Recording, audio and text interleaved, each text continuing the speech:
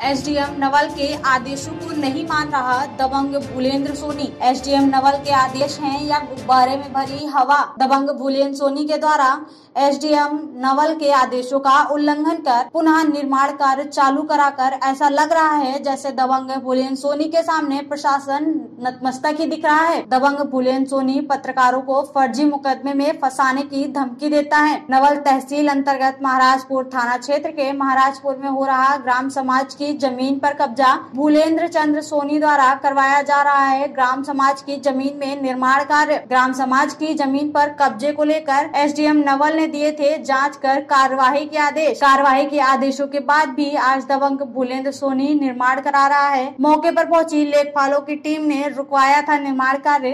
कार्यवाही तो नहीं हुई लेकिन कार्य निर्माण पुनः चालू हो गया। आखिर भोलेंद्र चंद्र ने किसके संरक्षण में पुनः शुरू करवा लिया निर्माण कार्य? भाजपाइयों के सहयोग से या शासन व प्रशासन के सहयोग से? एसडीएम नवल के मना करने के बावजूद भी भूलेंद्र सोनी निर्माण कार्य करवा रहा है।